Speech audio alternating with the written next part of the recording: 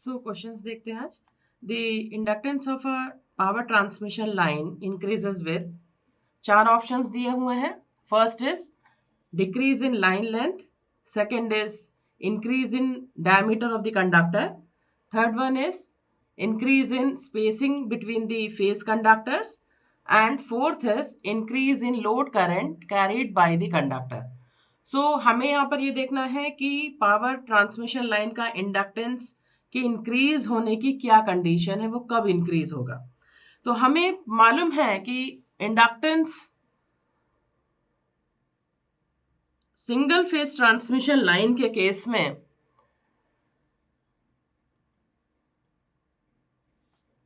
क्या होगा. This is given by L equal to 4 into 10⁻⁻7 natural log of D by R dash. ठीक है. What is D here. D यहाँ पर क्या है. D यहाँ पर है आपका GMD and R dash is given bye GMR. ठीक है. सो यहाँ पर आप देखिए ये जो आपका L है this is directly proportional to natural log of D, right.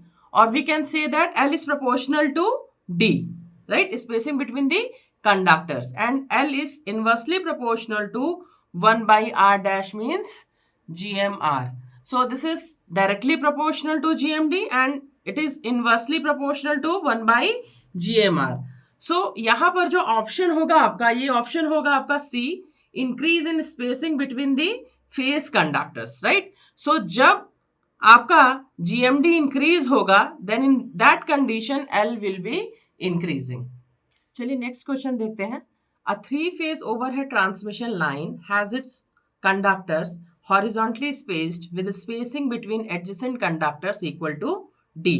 If now the conductors of the line are arranged to form an equilateral triangle of sides equal to D, then what will happen? What is the value of capacitance and what will be the value of inductance? So यहाँ पे चार options दिए हुए हैं. पहला क्या है.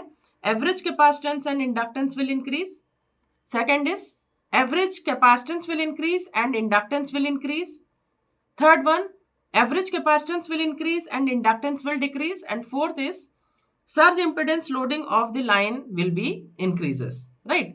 सो यहाँ पर देखिए सबसे पहले क्या दिया हुआ है. देयर आर 3 कंडक्टर्स जो कैसे हैं, हॉरिजॉन्टली स्पेस्ड हैं और इसके बीच का जो डिस्टेंस है ये आपका D है. सो इन दोनों के बीच का डिस्टेंस क्या हो जाएगा आपका 2D हो जाएगा, राइट. सेकंड कंडीशन क्या बोल रहा है वो, जब यही आपके कंडक्टर्स कैसे हो जाएं, ट्रायंगुलर शेप में स्पेस कर दिए जाएं और इनके बीच का जो स्पेसिंग है वो सभी का क्या हो जाएगा, बराबर हो जाएगा. मीन्स सारे कंडक्टर्स आपस में D डिस्टेंस पर रहेंगे. तो जब ये हॉरिजॉन्टल स्पेसिंग से जब आपका ट्रायंगुलर स्पेसिंग हो जाएगा, सो कैपेसिटेंस की वैल्यू और इंडक्टेंस की वैल्यू में क्या डिफरेंसेस आएंगे, राइट. सो यहाँ पर आपको पता है कि अगर मैं L की वैल्यू लिखूं, मीन्स इंडक्टेंस की अगर मैं वैल्यू लिखना चाहूं, सो L की वैल्यू क्या होगी 4 into 10⁻⁻7 natural log of D by R dash. ठीक है ना. सो यहाँ पर ये क्या होता है, D का मतलब क्या है यहाँ पे GMD, राइट, और R dash means GMR, right. So यहाँ पर आपको देख के क्या समझ में आ रहा है कि L is directly proportional to GMD, right. And in this condition ये तो आपकी L की वैल्यू हो गई, राइट. अब यहां पर दूसरा कंडीशन क्या है आपका कि C की वैल्यू में क्या चेंजेस आएंगे, मीन्स कैपेसिटेंस की वैल्यू क्या हो जाएगी. So capacitance of single phase transmission line is given by C equal to 2 pi epsilon naught divided by natural log of D by R, right? So यहाँ पर देखने को आपको क्या मिल रहा है कि ये जो आपका GMD है कैपेसिटेंस के केस में ये इनवर्सली प्रोपोर्शनल है. Capacitance is inversely proportional to GMD, right. अब इस दोनों ही केस में यदि मैं GMD की वैल्यू निकालना चाहूं तो GMD की वैल्यू आपकी क्या हो जाएगी, GMD in condition of this structure. यहां पर क्या हो जाएगा आपका, 3 आपके डिस्टेंसेस हैं. इस कंडक्टर का इसके रिस्पेक्ट में क्या डिस्टेंस है, अगेन ये कंडक्टर इसके रिस्पेक्ट में क्या डिस्टेंस है, और इसका और इस कंडक्टर का आपस में क्या डिस्टेंस है। अगर मैं इसको ए बी सी नाम दे दूं तो ए और बी के बीच कितना डिस्टेंस है, बी और सी के बीच में कितना डिस्टेंस है, और ए और सी के बीच में कितना डिस्टेंस है। So this is given by D into 2d, right. So ये वैल्यू आपकी क्या हो जाएगी यहाँ पे, this is given by D and 2 to the power 1/3। ये हो जाएगा आपका जीएमडी जब आपका हॉरिजॉन्टल स्पेसिंग है। जब आपका ट्रायंगुलर स्पेसिंग में जब आपके कंडक्टर सेट हो गए हैं, इन दिस कंडीशन जो आपका जीएमडी की वैल्यू होगा, ये कंडक्टर्स आपस में इक्वली स्पेस्ड है, तीनों की ही वैल्यू क्या है, डी है। So this spacing will be given by D into D, right. तो इसकी वैल्यू क्या हो जाएगा, आपका डी हो जाएगा, राइट।